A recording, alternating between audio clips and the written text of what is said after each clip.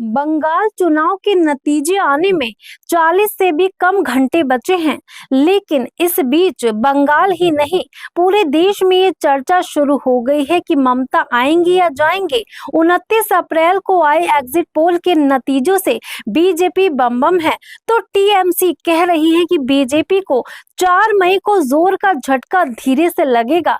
ऐसे में सबसे बड़ा सवाल यह है कि आखिर टीएमसी किस कॉन्फिडेंस के साथ ममता बनर्जी की वापसी का दावा कर रही है।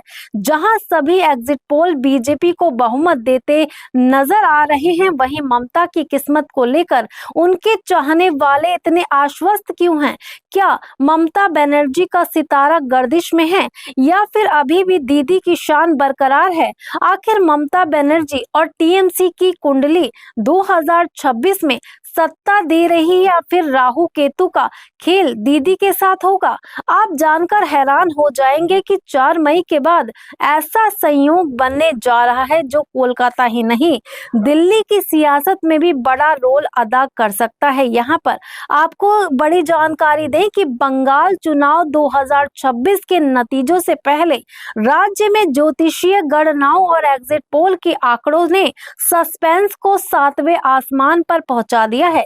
एक तरफ जहां ग्रहों की चाल ममता बनर्जी के लिए चुनौतीपूर्ण संकेत दे रही है, वहीं एग्जिट पोल के नतीजों में भी वो हारती नजर आ रही हैं। लेकिन ज्योतिषियों के अनुसार बेशक ममता बनर्जी की कुंडली और वर्तमान ग्रह दशा उनके लिए कठिन परीक्षा का संकेत दे रही है, लेकिन ममता बनर्जी एक संघर्षशील महिला है जो उन्हें शिखर तक पहुंचा सकता है।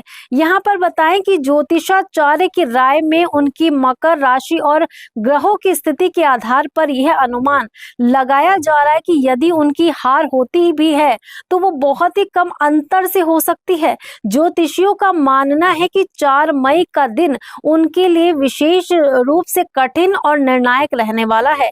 ग्रहों की चाल ये भी संकेत देती है कि पहले चरण में मजबूत रहने के बावजूद दूसरे चरण में उनके सामने गंभीर चुनौतियां खड़ी हो जाएंगी।